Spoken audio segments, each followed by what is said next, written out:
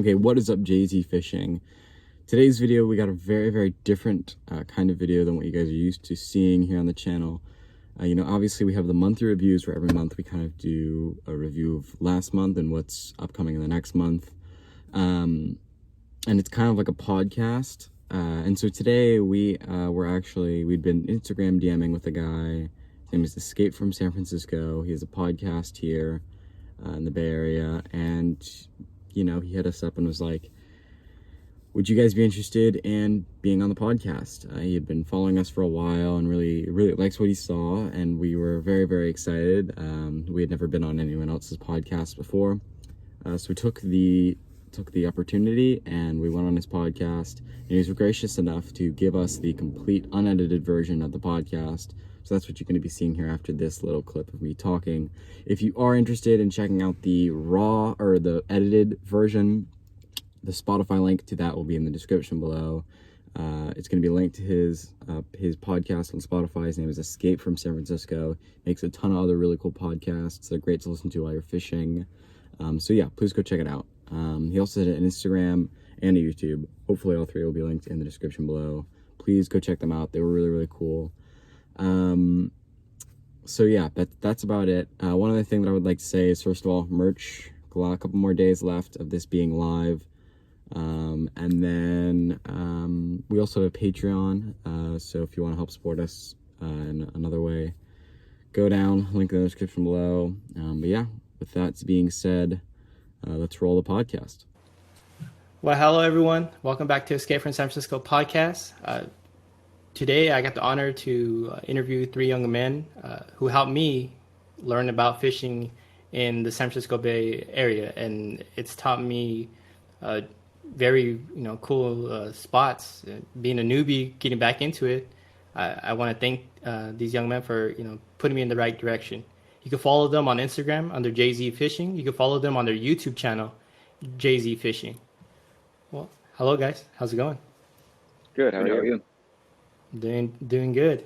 All right, so we got Jay-Z Fishing. What does that stand for? It originally started out with Joe, Zach Fishing, because we were the ones who really started everything a few years ago, and that's how we started coming up with our names and stuff. It used to be Jay-Z Boating, actually. So Jay-Z Boating went to Jay-Z Fishing? Yeah. All right, cool. When did Jack come along? I came, I would say, probably like a month after. I came right when we started doing our charter business, because we just figured, because I was in basically all the videos that we've made on this channel, and so we just figured, hey, why not just make it official? I'll join, and then we can start the charter business with 3 people instead of 2. Okay, so you have a YouTube channel, you have your Instagram going, and you also have a charter business. Can you explain what your charter business is and what you do? Yeah, so for our charter business, usually when you think of a fishing charter, you think of going out on a boat and usually spending a good amount of money and time, usually a full day out on the water. And so we're trying to kind of get that reimagined. So what we're doing is we're taking people for a lot less money, for a lot less trip length. You can still definitely have the longer trips, but we're offering shorter trips, and then going to local spots here in the Bay Area from shore. So the biggest difference is we're fishing from shore instead of on a boat, and we really prioritize kind of teaching people how to fish and not just kind of going through the movements and doing everything for them, just really making sure that they get an understanding of how the fishing kind of works and something that they can do hopefully by themselves without us. Yeah, and most young anglers are not going to have access to boating, especially out here in having to have a special type of boat to be in the saltwater. And it's really great that you utilize a shore and something in their backyard, something they're able to have their family members take them to, or them to get to themselves. I really appreciate that you guys are doing that. I understand you work with a lot of younger individuals, younger kids, helping them to get into the sport of fishing. Between you, all three of you, how many years or experience do you have with fishing? I think it's got to be at least 4 or 5, probably, right? I would say it's close all to of us. 6. 6, really? Yeah, I think so. I think 21. Yeah. About No, you're 6 right. years. It is 6. And I've definitely got the least. They started fishing before me, actually. I've only got like a year or two It's about a experience. year or two. Okay, no, Yeah. I mean, I'm older. Obviously, I'm older than you guys, and I've been fishing for a while, but I did a different type of fishing. Out here, I'm a newbie. I never did saltwater fishing before. I've only did freshwater fishing in reservoirs or little man-made lakes. Nothing as it is like surf fishing was so new to me. I had no clue. I was trying to go out there fishing with like a regular, like a 6 foot freshwater fishing pole, and I was casting, and I wasn't even breaking any like even the small waves coming to shore. I wasn't even getting past that, and I was like, "What the heck's going on?" I was using the small little weights and everything. It was I must have looked ridiculous out there. Someone like a real fisherman or someone that's been fishing for a while probably saw me or like, "What the heck's wrong with this kid?" But like that's what I was trying to do. But the pandemic pushed me to want to do things more and be outside, and it made me fall in love with fishing all over again. And I realized we're in one of the best areas to fish. We have a lot of saltwater fishing available, but we also have a lot of freshwater fishing, and I really do like doing both. So when I stumbled across your video on YouTube, one of the first videos on your platform, I saw fishing at Bontempi Lake, and I never knew about this spot. And I lived in the Bay Area for 5 years already, and never even knew or even cared to look. And it's a beautiful place. Getting up there, the water is like clear, everything's good. I mean, I can't catch nothing there, but I mean, if it wasn't for that video I saw, I probably would never even knew about trying that spot. And so with your platform, I see that you're pushing people in the right direction, especially for people that are new to the area or brand new to fishing itself. And so, is that something that you're trying to create with your YouTube? For Oh yeah. sure. Like actually, it's funny because the way me and Joe really started out fishing was kind of non-traditional. You know, the traditional thing is your dad goes out and teaches you, but like our dad, he doesn't really fish, right? So it was a summer one time, and our parents were out of town, and our grandma was here, and she bought us these fishing poles. And actually, Bon Tempe was part of this. So she bought us these fishing poles, and we try and find a spot, and we find Bon Tempe, and she's like, "Oh, that's 30 minutes away. No way am I taking you up there, right?" So like before we went up there, it was kind of this like Valhalla of fishing because it was 30 minutes away. So that was a big step for you, right? Going up there. Did you catch fish right away when you went? No, no. It if we're being honest, it probably took us about 2 or 3 years before we caught our first fish. And I think a lot of people don't understand how hard fishing is. It, Yeah, it it's takes a while to get it down and master it. Out of all mhm. the time I spent saltwater fishing here, and I spent since probably back in March trying, I've only caught one saltwater fish, and it was a smelt.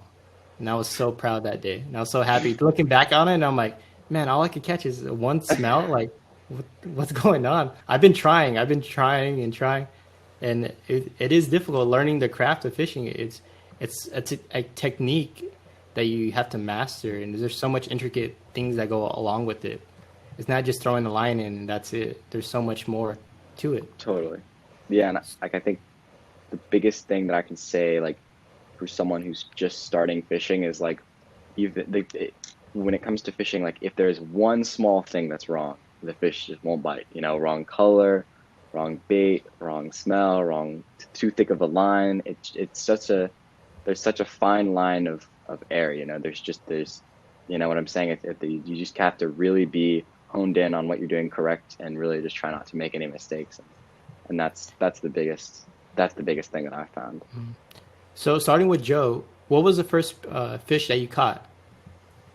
Okay, so if we're talking about first fish I ever caught, it was probably this point. It was probably somewhere around 6 or 7 years ago. I was in Hawaii with my family on a vacation, and I was on a little charter boat. It was really, I think it was my second time ever going fishing, and I was very interested in it. I was very excited, and for the first 3 or 4 hours, we caught nothing. And then it was right after a hurricane too that we went fishing. There was this huge log out in the middle of the ocean, and for for the saltwater fishing, at least there, when you see a log, it means there's thousands of fish underneath it. And so we kind of trolled our lures around that area, and I caught a really big mahi, which is this big green fish that turns different colors once you catch them, and it would jump in the air, and like it was a really cool experience. And like it was just, I don't know, like I don't remember it too fondly, but just like seeing the photos and like just knowing that like I caught this big fish on my very first try, it was just very, very cool to me. And like I think that was definitely one of the biggest things that kind of made me so interested in fishing, especially back here where I lived. That was that it for you? Did that hook you into fishing, or was that just the start Yeah. for you? That was pretty much it. Or what about you, Jack?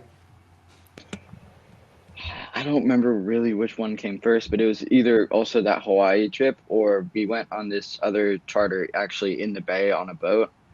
And I caught a striper on a lure, and I remember like it was like, I think it was for Joe's birthday or something. I remember like everything about that day was just, it was great. Like, you know, you got to the dock and it just smelled good. Like it obviously didn't smell good, but like that smell felt good.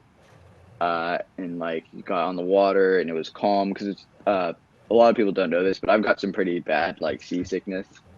So like just to be out in the water without having to be seasick was amazing, and catching a bunch of big fish, that was amazing. So yeah, it was probably the striper, but I don't remember exactly if it was either in Hawaii or in that. Nice. I'm looking for a striper myself. I can't wait till I get my first one. What about you, Zach? Yeah, for me, I just remember Joe's been trying to catch me a fish for about a year now. We used to just throw lures right outside of my house. I live right in the water. We wouldn't catch anything.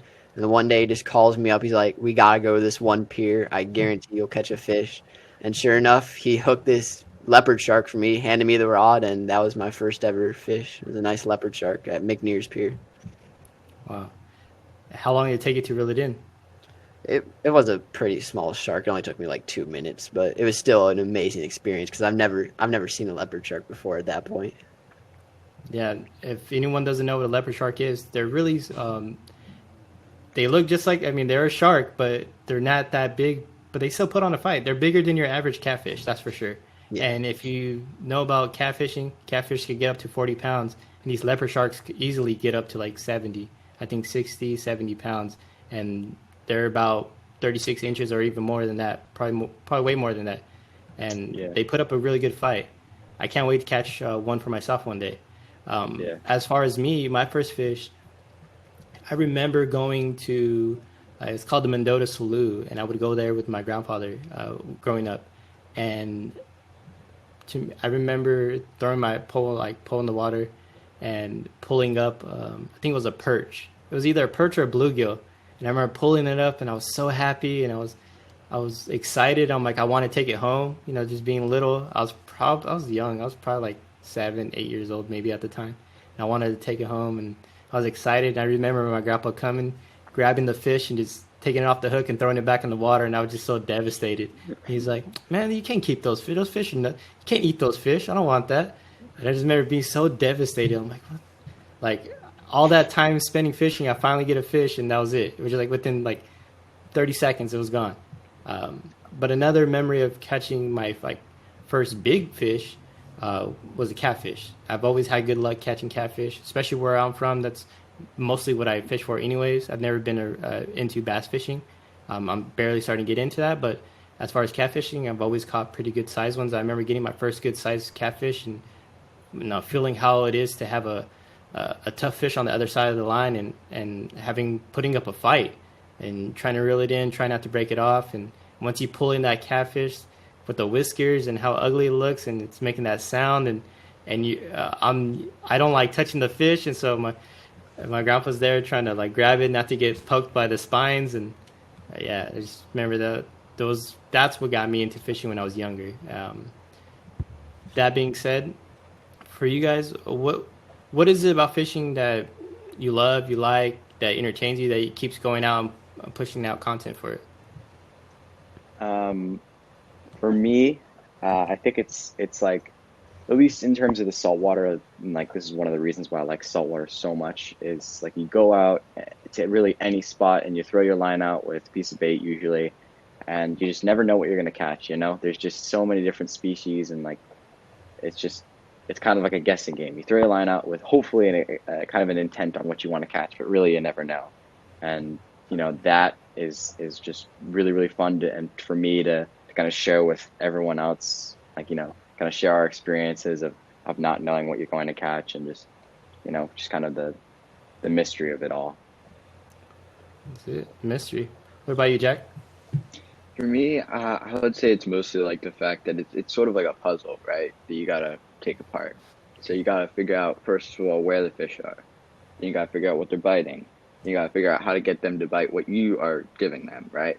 And then all of that just kind of leads to like this big, awesome just finale where you're fighting the fish, and like there's something about just the fighting of the fish is just amazing for me. Like that's what I live for. That's it. What about you, Zach? For me, definitely the adrenaline once you hook either stingray, shark, sturgeon, whatever's in this bay here. It's just the line screaming out of the reel is just the best feeling in the world, knowing you have a fish on that's probably over 30 pounds. And we've gotten multiple stingrays over 50 pounds. Joe's biggest is around 100.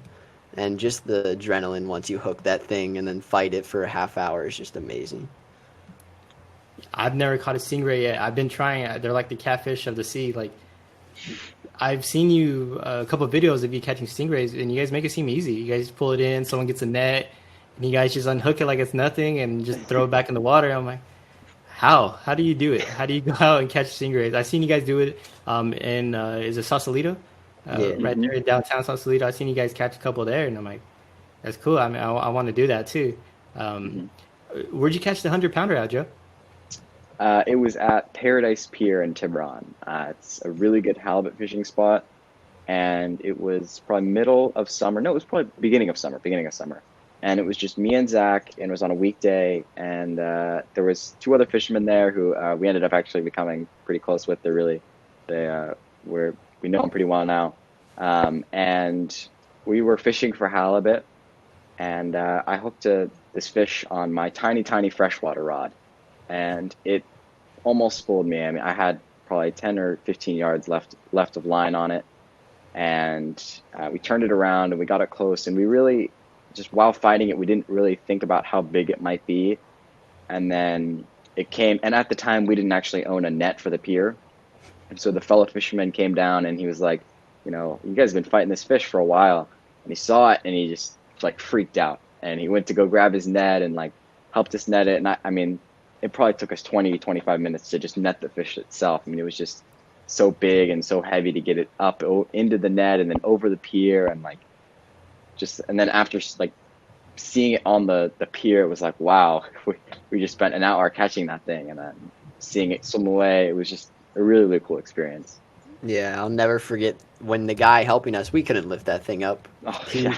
He's like, I need help. This thing's over 100 pounds. Joe and I was like, no way. And yeah, once it got on the pier, it was just gigantic. Yeah. How long was it? Or the wingspan? It was probably like 4 feet. Yeah, I think it was like 4.5, 5 feet long. Yeah. How do you even get in the net? Like, that's massive. It kept going Yeah. vertically and like pushing itself away from the net with its wings, and it was a challenge. Took us Yeah. multiple attempts. Oh yeah, there were. So how do you properly hold a stingray when you get it out, when you're trying to dehook it to have a proper release? So there's two ways to do it. First, you can hold it by the mouth, where you pretty much just put your hand inside the mouth and pick it up. They don't have teeth? They don't, believe it or not. They when they eat, they just suck in the food and they slowly kind of chew it, like gnash it, kind of. With their little, they have like, they're not really teeth. They're just kind of stumps. You know, it's kind of hard to explain, but they're definitely not sharp teeth. But yeah, holding it by the mouth is one way. We don't really like that way, just because that feels like it's hurting the fish a lot more. We prefer there are these two holes on its head that are a lot more sturdy, and it's the way that most people will pick up stingrays by. And the most important thing when you're picking up a stingray is, what most people don't know is the fishing, or the barb on the stingray, is actually not at the end of the tail. Believe it or not, it's actually at the stump of the tail, closer to the body. So when you are handling the stingray, You just have to be aware that like most of that end tail, if it hits you, it won't hurt. It's just the tail. What you really got to be careful of is putting your hand near the mid body of the stingray and the end of the tail. So as long as you, when you hold it, kind of holding it out a little bit farther from yourself, that way it can't whip you, you'll be fine. No, that, I mean, within itself sounds crazy. It sounds like, I can't believe you guys do that. Is there any advice you have for anglers or young anglers in general that are fishing saltwater for the first time?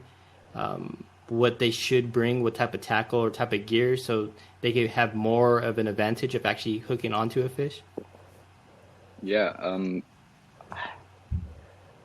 really hooking onto a fish, it's a lot about your bait, right? So what you really want to bring, especially around here, is squid. You really can't go wrong with just squid that you buy from, we get it at Safeway, West Marine. There's other bait shops around here that you can get squid. You just put that on the hook, and you throw it out there. And in terms of like line and hooks and stuff, a bigger hook never hurts. But you don't want it to be too big, obviously, because it's got to fit inside the fish's mouth, but you can't let it pool. So, especially in the bay, because it's really muddy, you can slightly upsize your tackle a little bit because the fish is not going to get spooked by it because it's so murky. So, like, especially if you're going for 50 pounders, don't feel ashamed to use like a 100-pound braid or like thicker line for those kinds of fish, because you know the fish can't really see it, and so it's just helping you. Yeah. One other quick thing too to add on to what Jack's saying is like one of the most important things that we can give, at least advice-wise, to new anglers is 90% of the species that live here in the Bay Area are all on the bottom. So if you're fishing your bait in the top of the water column or even the middle of the water column, chances are you're not going to get a bite, especially not from bigger fish. So if you want to catch stingrays, rockfish, striped bass, sturgeon, maybe striped bass less so, but you really want to have a big weight, enough weight, I should say, to maintain contact with the bottom, no matter how deep the water is and no matter how much current it is. Like that's the biggest advice I can give is you can never have too much weight on the bottom, because it's always better to be on the bottom or know that you're on the bottom than just kind of saying, I think I'm on the bottom. And because, yeah, that's where all the fish are. How do you find out about this? Is it through trial and error or just learning from other anglers? Yeah, so actually, it as we said earlier, like, you know, it took us like 3 years before we caught our first fish or something like that. Yeah, so it's all trial and error. I mean, when we were first learning how to fish, there weren't all that many YouTube channels about fishing in the Bay Area. I mean, there were some, but they weren't necessarily like how-tos. And so we just kind of, we went to different piers, public piers. We asked around, we kind of looked, right? And we figured it out. We also watched YouTube videos from like Florida and Texas and other kinds of fishing like that. And we're just able to piece it together in trial and error, and yeah. That's what it takes. A lot of fishing is trial and error. And so that you hit on one topic I want to talk about is your YouTube channel. What was the purpose behind creating this channel, and what type of content are you trying to produce or make to put out to anglers out and that are trying to find information or that are trying to find content to enjoy? Yeah, so me and Joe, we both created the channel a couple years ago, and this wasn't actually JZ Fishing. It started out as JZ Boating, and we were just looking to have a good time. He's trying to get me to catch a fish, and we record ourselves like casting and like failing a bunch. It was really fun. And then also Joe and I wanted to make money, and who knows, we thought maybe one day we'll be able to make money on YouTube, and we're getting somewhat close to actually being able to make money, so it's going good. So that was the starting point to the YouTube channel. Now we do it to influence people around the Bay to go fish, teach them how to do it safely, any tips they need. They ask us any questions. We do live streams every Thursday, like so they could actually interact with us. And yeah, how's that going for as far as the interaction? Are you getting people to interact? Are you getting people to view your content? Jack runs the live streams. You could talk about that. Yeah, so yeah, I mean, we get a bunch of interaction, especially like as the weeks go by. We started at we started at 0 participants in our live streams, and then we went to like 6 or 7, and now we're up to actually breaking double digits. And so yeah, and the interaction's great. I mean, it's like we're really I feel like we're building a community, and that's really that's my drive for starting or for being a part of JZ Fishing is to start kind of a San Francisco fishing community. Yeah, and kind of going off of what Jack just said, like obviously it's been very hard with COVID to be able to fish with other people outside of our kind of group, but we've been lucky enough to kind of socially distance fish with a lot of our subscribers and a lot of other San Francisco Bay Area fishing channels. Like we've met kids that we would have never really ever met without the YouTube, and hopefully when COVID is all said and done, we're able to fish with a lot more of our subscribers. And I know there's a lot of other San Francisco Bay Area fishing YouTubers that we want to fish with. So yeah, just like being able to not only show the people online what we can do, but really fish with them in person and get to know them and yeah, kind of make a new friend. And so as far as building a fishing community here in the Bay Area, that's important, and that's something that I want to be a part of. I know there's big Bay Area fishing YouTubers. You have Fisherman's Life, you have More Than Fishing, you have Hook to Cook, you have all kinds. But they have kind of like a niche type of audience. And I don't know if they really have a big Bay Area community.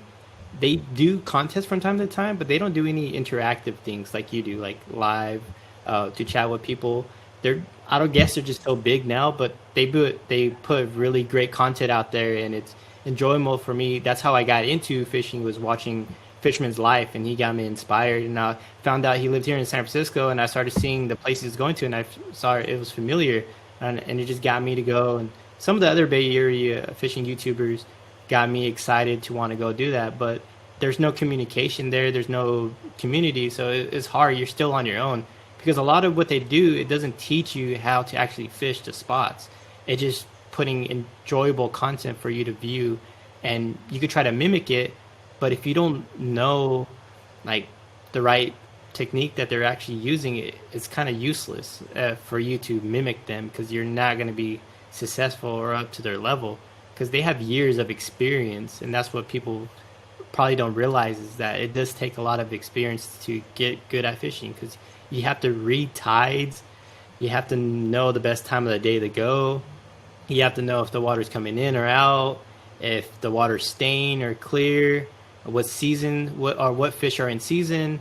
All this stuff plays a factor. It's not just going out there and fishing. So it's kind of hard for new people to get into it, because there's a lot of that stuff, and it kind of pushes people away. And that's how I stayed away for a while. And what got me back into it was watching, YouTube videos and getting to the point where like, oh, I could do this myself. I got overconfident. And then when you go out there and you get skunked for 2 months straight, and you're like, why am I even doing this? Am I even enjoying it? But I'm still trying to go out there. I'm still trying to make things work. But then I watch videos like yours on how to do certain things. One of them was the golf pond at, what's that place called? McGinnis, and that's in San Rafael, California. And you showed that spot to me, and it just changed a lot of my thinking about fishing, and it opened me back up to freshwater again, and it became fun, because I was just catching bluegill after bluegill. I caught my first bass there. I'm 28 years old, and I caught my first bass at 28 years old, and I was the most excited I've been in a long time fishing, just catching it. And it was like, all right, I got it. I got addicted. I'm coming back again. And I kept going back and back and back. And that's the spot. And what other content are you trying to create? Do you consider you guys yourself YouTubers yet? Or are you just still people trying to make videos and still trying to build upon that? Yeah, to answer your question, I definitely like to consider myself a YouTuber, just because I think, first of all, that's a pretty cool thing to say. And second of all, I feel like, one of the things that, we really thought about when creating the channel is it's something that, we're in for the long run, and we're really trying our best to be consistent and to make, good content. And I think really the best ways to do that is, saying mentally like, hey, you guys aren't just some kids that are making videos. You guys are YouTubers who are actually trying to help the fishing community and trying to build an audience. And yeah. No, I think if you guys keep with it, you could be as successful as you want to be. I know right now you're starting at the bottom and you're building it organically. And if you keep doing it, you're young, you're teenagers, you're going to get to that level where you're going to get more mature and more experience in your fishing and eventually get your own boats and you're going to do your own thing. And I can see you growing as big as you want to get. And that's why I was like, I want to talk to these kids. They're doing a lot. They have their own charter to teaching other people to fish. They're doing how-to videos on YouTube. They're making me subscribe, and I'm enjoying the content that you're putting out there. I comment on your YouTube pages from time to time.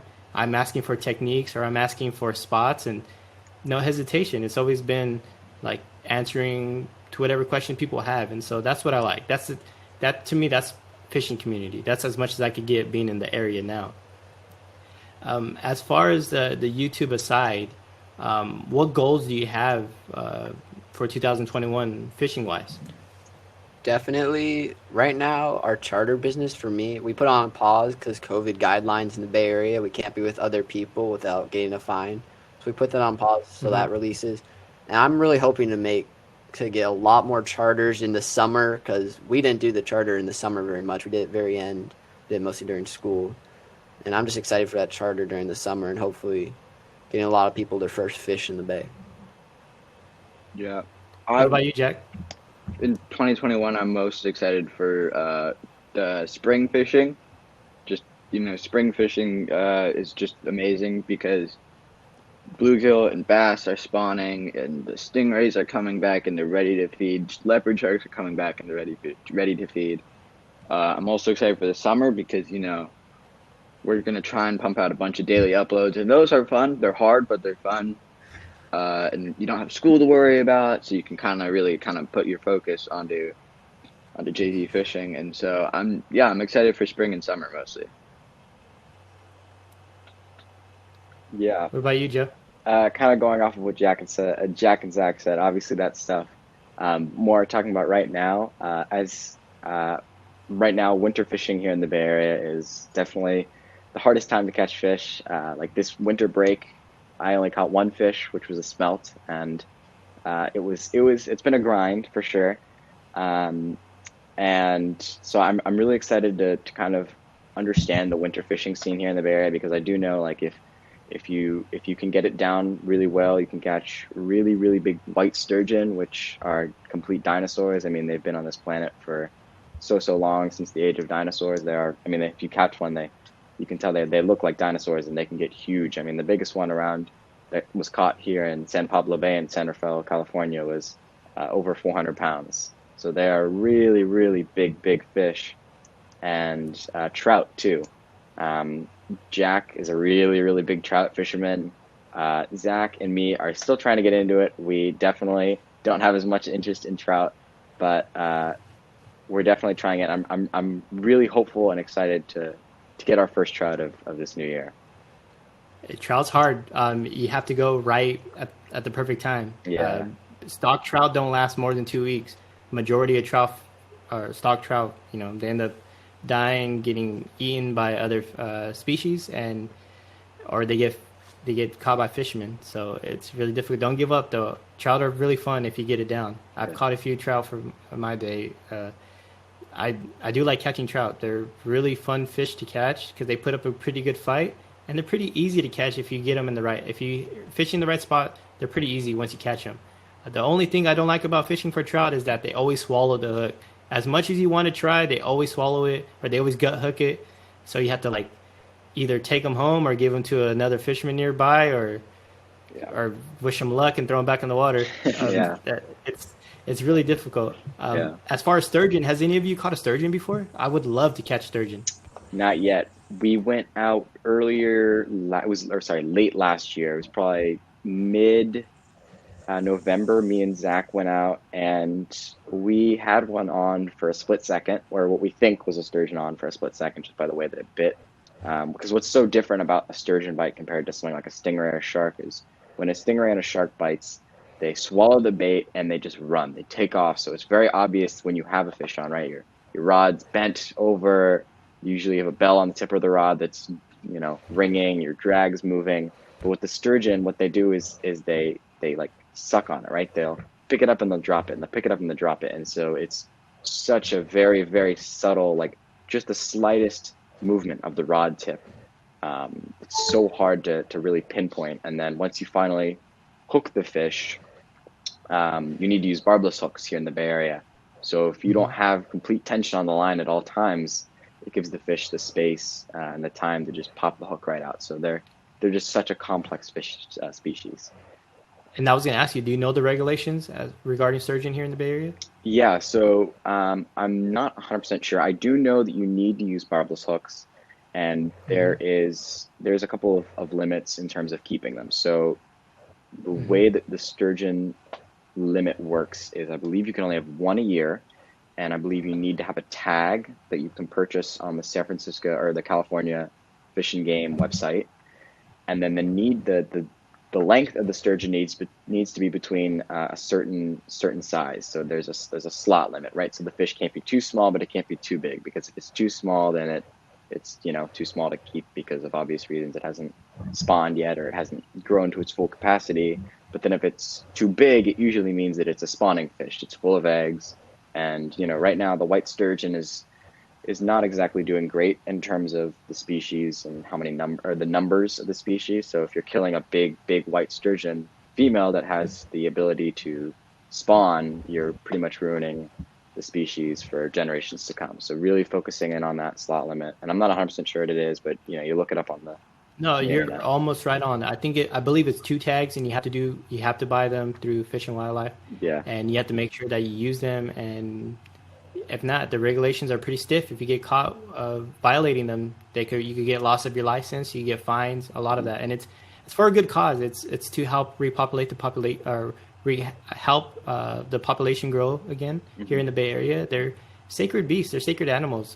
They mean a lot to certain people in California. I don't know if you're aware that there's Native American tribes here in California that the sturgeon are they, you know, that's part of their culture.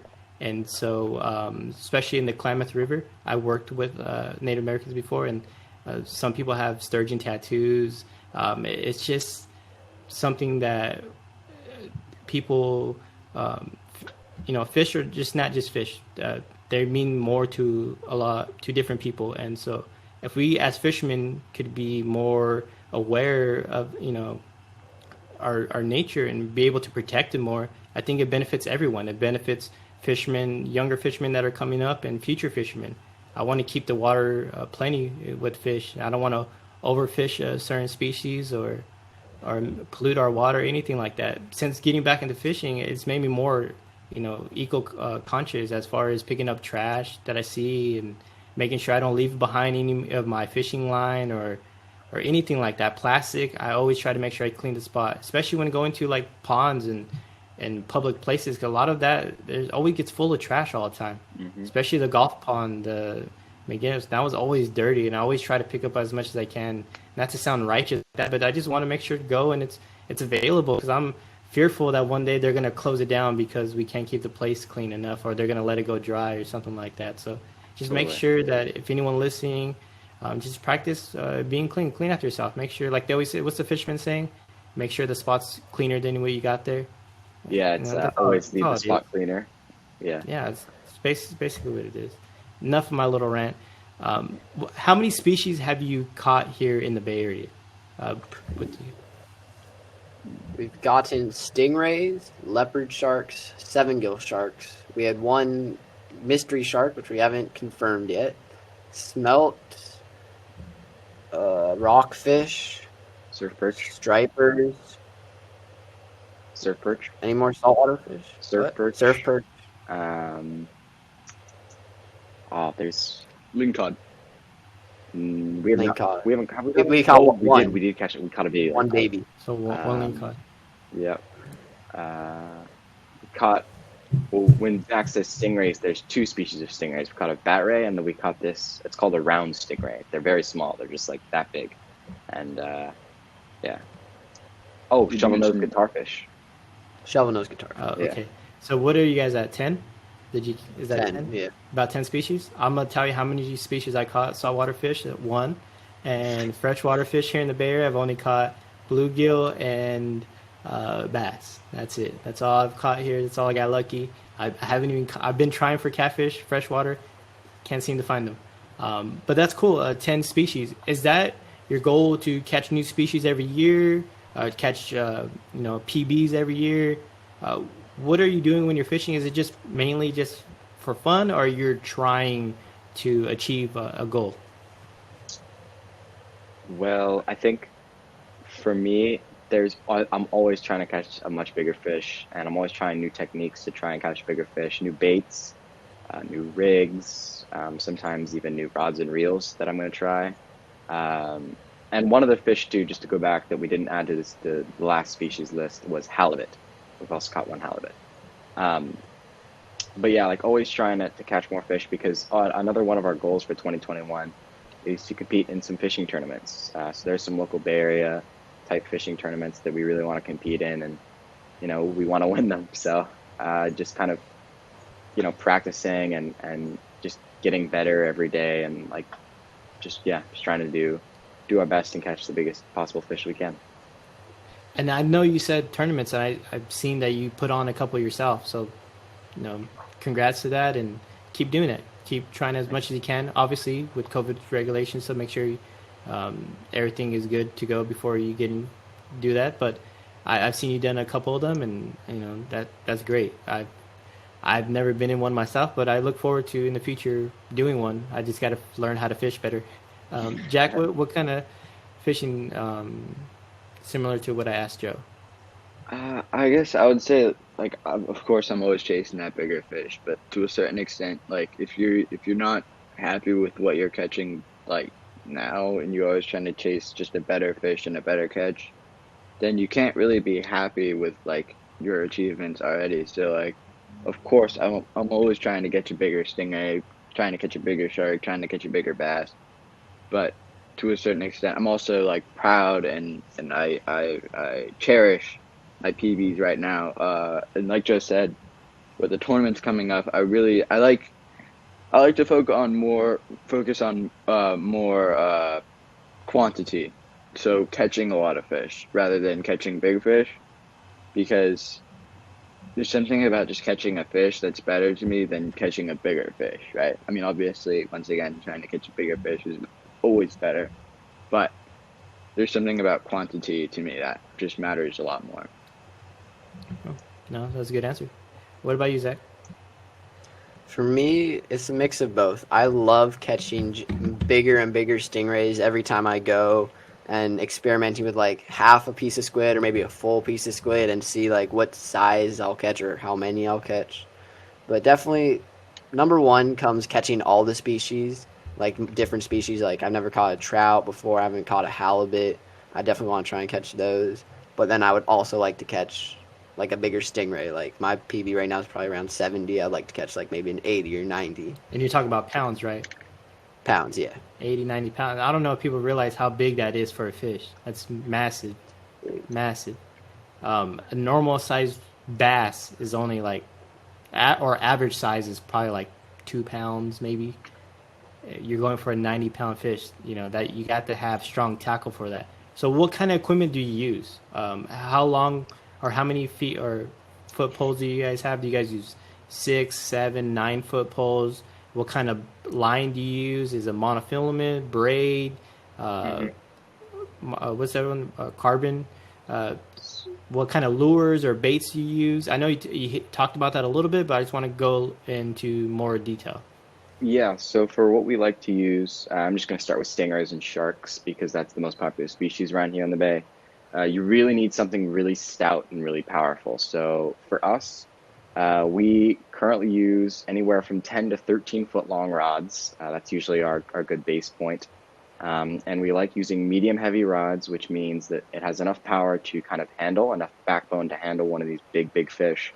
But it's also light enough to kind of sense the bite of either a smaller fish or a sturgeon. Usually is what we'll also use those for. And then in terms of reels, we usually use Penn. That's usually the company that we swear by. Penn reels are what we like using. We like the Battle series. So I think we own 3 or 4 Battle 2s and currently 1 Battle 3. All spinning reels for the most part. We have 1 bait casting reel that I like to use called the Penn Squall. However, that's more of a reel that I like to use from a boat. And then in terms of line, we like using braided line. Anything over 40 pounds probably is the minimum that we like to use, mostly because around here there's a lot of rocks that we're fishing from, right? We're fishing from rock walls, jetties. And so that fish, when it picks up your bait, it's not going to swim to the surface. It's going to swim straight down into those rocks, and it's just going to continuously rub that line against the rocks. So if you have like 20-pound braid, you're going to get snapped off. And the reason that we don't use mono, which is a lot more durable when it comes to rocks, is because you're just never going to get as much line capacity. So 20-pound mono and 20-pound braid. 20-pound braid is a lot thinner, so you can get a lot more line on the spool. And for us, that's much more important, just because, you know, these big stingrays, when you hook them, especially the ones that are 100+ pounds, can dump 400 yards of line off your reel in a matter of seconds, which is really, really crazy. And so, you know, I can't stress enough having big enough tackle. You always want to, in my opinion, at least for stingrays and sharks, you always want to have bigger tackle than you think you'll need. What size hooks do you use for stingrays and sharks? I know you guys use circle hooks, right? So Yep. what do you go with on that, and weight as well? We like to use size 6 circle hooks as usually our base. And you can pick up, they're really, really cheap on Amazon. They're what we use. You can get, I think, 50 for $7. Is that right, Zach? Yeah, something like that. And we swear by those. And then in terms of weight, it really just depends on obviously the current and how deep you're using, or how deep of water, but we like to go between the range of no less than 2, and usually will not use more than around 8 ounces. If you're using 8 ounces or more, usually it means that the current is a little bit too strong. So yeah, anywhere from really 2 to 8 ounces is our best zone for weights. And if anyone doesn't know how heavy 8 ounces is to throw, you got to learn how to, especially if you're using a 10, 13-foot rod, learning how to cast is something that's not easy as it looks. And so how long did it take you to master that? Well, that's a good question. Still mastering it. Yeah, it's definitely still mastering it. It's really, it's a lot more complex, like you said, than it looks.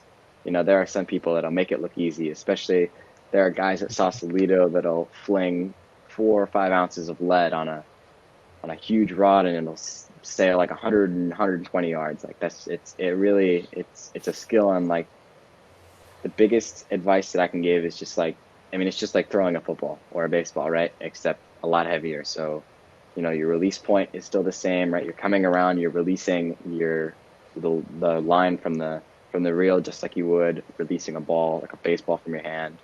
And then another bit of advice that I've recently been taught is you always want to look about 15 or so feet ahead of where you, like, higher than where you want to target. So if you want to target, let's say 20 yards out in the water, you look a little bit higher in the sky. That way you'll get a little bit more arc, and your cast won't be so much of a bullet. I remember when I was first trying to do the surf fishing out here, I bought my first saltwater pole, and I thought it was going to be nothing. I'd never had a pole bigger than 6-7 foot. You know, I was always a freshwater fisherman. And going out there with a 9-foot pole for my first time, I was like, wow, this thing's huge. And learning from the tackle shop what kind of weights to use. And I threw on my first pyramid sinker, a 4-ounce one. And I went, and it went like 15 yards. And I'm like, it was embarrassing. It took me at least good solid 10 throws before I got it to a distance where I was comfortable with, or that I liked. And I was chucking it. My bait kept flying off. I didn't know that frozen bait will fly off. I thought it would just stay there. And that was frustrating, learning that, all right, I need new techniques, a new way to bait things up, learning how to properly, like you said, get a good form to, you know, throw a pole or throw your pole in the water. Like it's something that it takes time. I feel more comfortable with it now, but still I'm not a good, you know, caster. I'm still learning how to cast, and it takes skill and it takes time, it takes practice, and so it can be discouraging at first, but just with more time, more reps, that's how you get it down. You just with fishing, what I learned is that you can't be embarrassed, you can't be fearful what other people are gonna think or say. I know there's other fishermen around, so I get a little bit embarrassed because I want to look like I know what I'm doing. I don't want to be that person that, they're like, oh, this person just, come picking up a rod and fresh or frozen bait. They think they could just come in here and throw in my spot, or they must have watched too many YouTube videos and think they could just come out here and do it. And I get I think about that sometimes, and so it's kind of embarrassing, especially when you're around other people and you and you cast and it doesn't go nowhere. And so, I mean, it happens, and so you just got to go up and do it again, act like nothing happened, and keep going.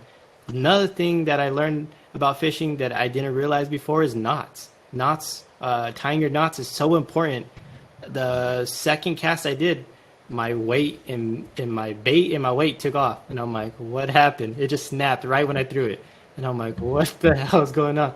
So my first knots, I would literally do like a loop knot, like I was tying my shoes. And that's how I did it for months, because I didn't know how to do any other knots. And I looked online, I just couldn't get them down, and I would just do the same knots over and over again, and it was all messed up. I'm all jagged and crooked a little bit, and sometimes they'll snap off. And it took me to actually sit down and learn how to tie knots. Now I love the polymer knot. I could do so many knots without even having to watch videos anymore.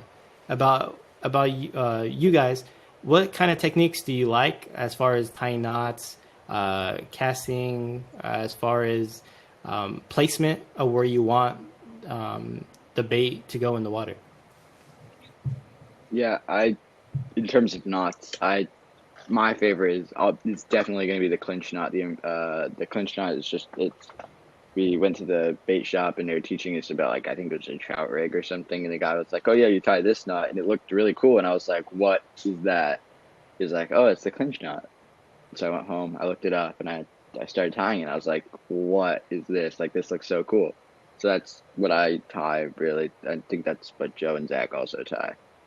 And then in terms of casting, it all depends on the different spots, honestly. But it really, the things I take into account is where is the current, where's the structure that's blocking from the current, where are the crabs going to be, and where are they not going to be. Yeah, crabs. Don't get me started on those. They take those bait stealers. Yeah, The worst. they are one of our most. I mean, yeah, the crabs and seaweed are our two biggest annoyances when it comes to saltwater fishing. I haven't hit any seaweed yet, so I've been lucky on that. But I Yeah. get my bait taken by crabs all the time, especially when I do urban fishing here in San Francisco, like downtown area, or by the ballpark, or by the Chase Arena where the Warriors play at. Out there in the back, there's a pier. Well, I don't know if it's there. They're going to be there anymore because I've seen them doing construction now. But last year I was fishing in that area, and crabs would always just take my bait, always. Yeah. So how do you avoid them? How do you avoid not fishing in those places? To a certain extent, you can't really. It's less about avoiding and more about prevention. So one thing that I like to do is, especially like if I'm fishing from a pier or something, I like to go crabbing to, like, I don't know if this actually helps, but to try and draw the crabs away from the bait and then try and draw them to, like, my net, right? To where you're actually trying to catch the fish or catch the crabs, and then you can catch the fish on your fishing rods. And then for places where you can't catch, you can't really go crabbing, I like to try to find the less rockier places, because crabs like to hide, like, under the big rocks, especially because it protects them from predators and from current. So if I find a place that's kind of flat, sandy, or it just has, like, gravel or smaller rocks, that's always where I would cast, because that's just where the crabs are going to be less. Well, yeah, that, and just one other quick tip, especially when you're fishing from a pier, if you're able to fish, especially like a species like a halibut or a striped bass, if the fish that you're targeting is really right underneath you, and you don't have to cast all that far. All I like to do is make a rig where you have the weight on the bottom, and then you have two hooks right on top of each other, and you The just high-low drop rig? that.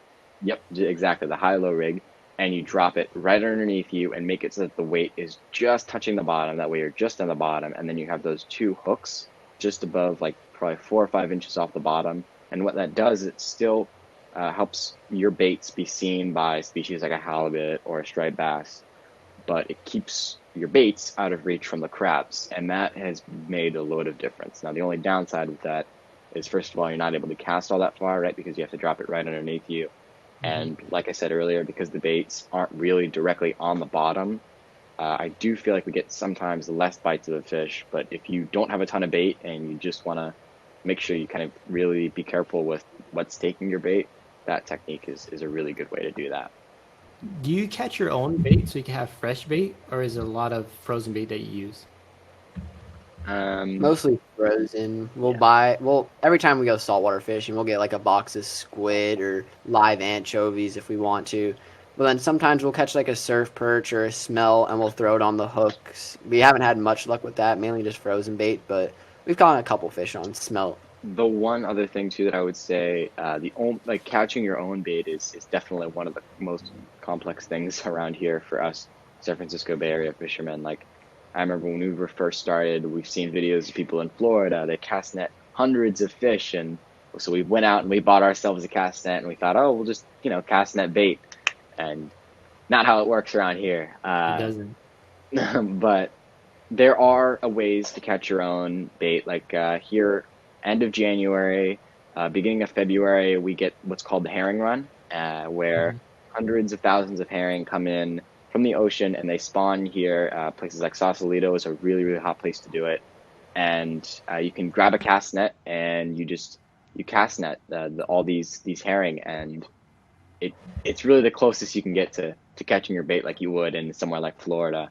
And being able to cast net a bucket of those herring is sometimes enough bait for a couple months.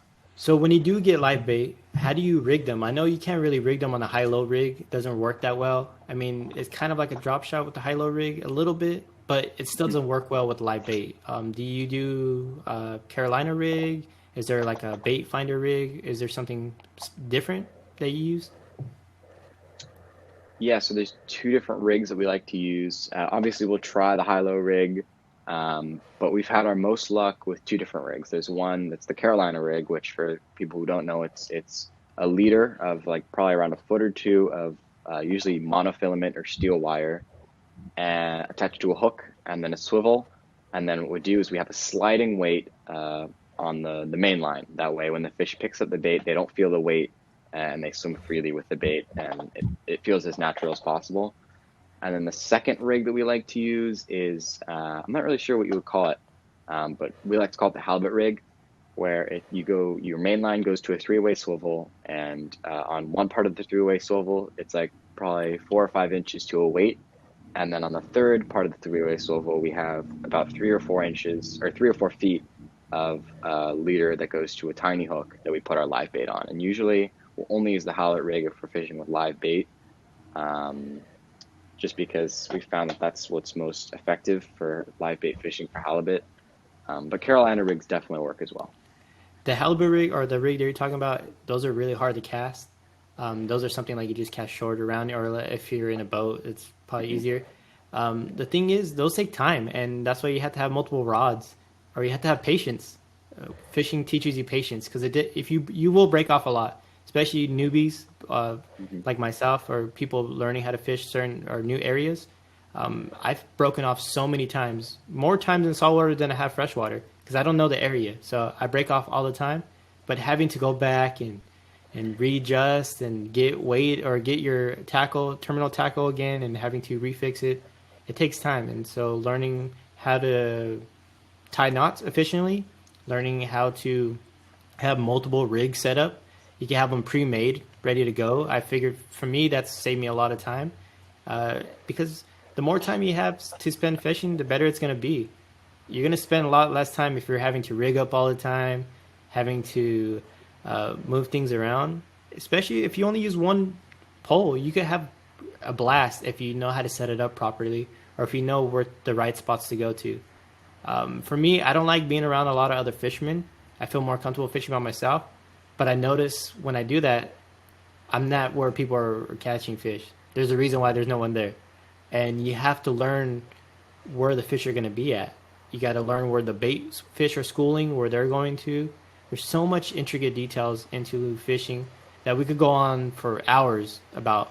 But we don't have that time. And so I go to YouTube and I want to learn. I want to learn, how to fish a certain bait, or how to fish a certain rig, or how to catch your own live bait. Like you said, you follow people, or you've seen people do it in Florida and Texas. And what I realized, that doesn't work for our body of water out here. Our temperature of water is different. We have different species than they do out there, and they make it look very easy and simple, and it's not like that. And I want people to realize it's not easy, what they're doing, and their setup is not going to work where we're at. And so that's why I turned to local fishermen, and that's how I found you guys again. Plug your YouTube one more time, JZ Fishing on YouTube. It makes more sense to follow local fishermen, because that's what's going to work here for you.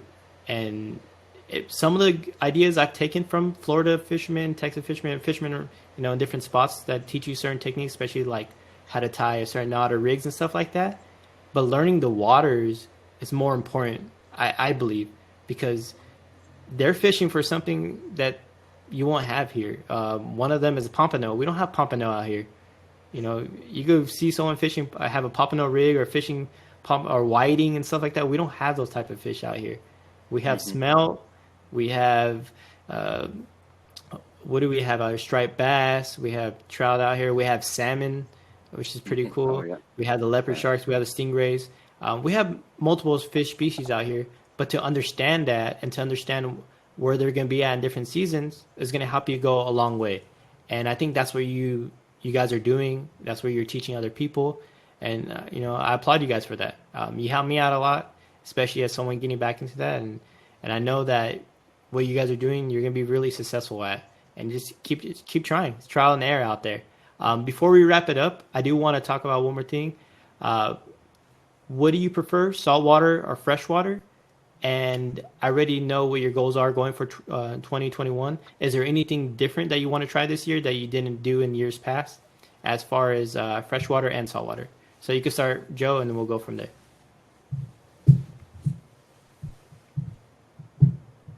Oh, you muted yourself. Sorry.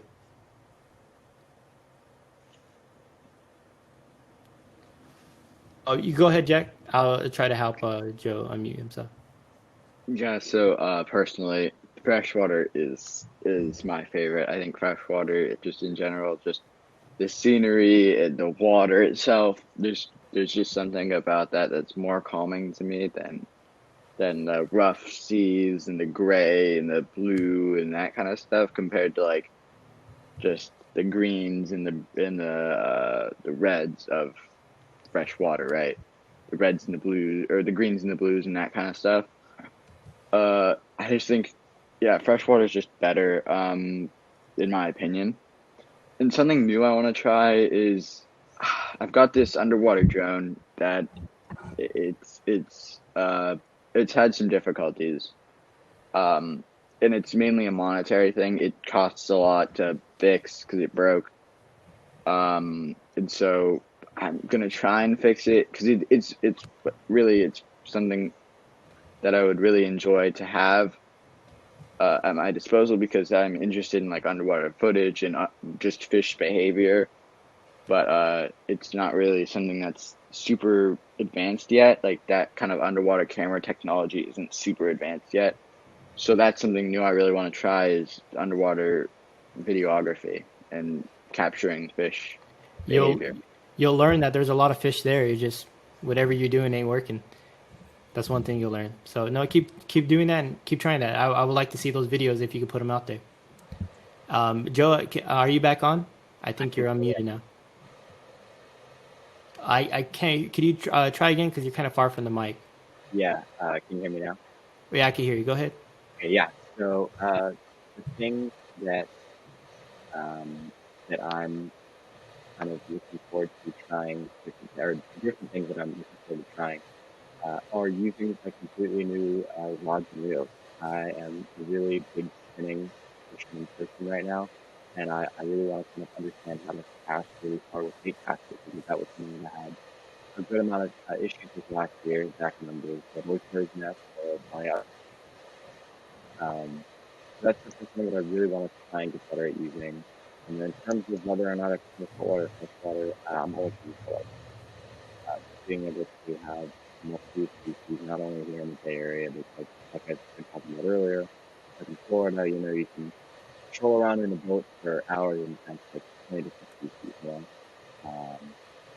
But I do also love freshwater. I just saltwater a little bit. All right, thank you. What about you, Zach? For me, saltwater is superior.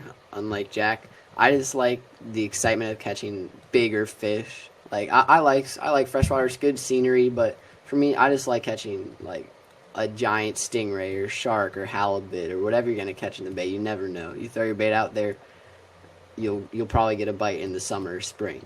I've had more luck with saltwater also than freshwater.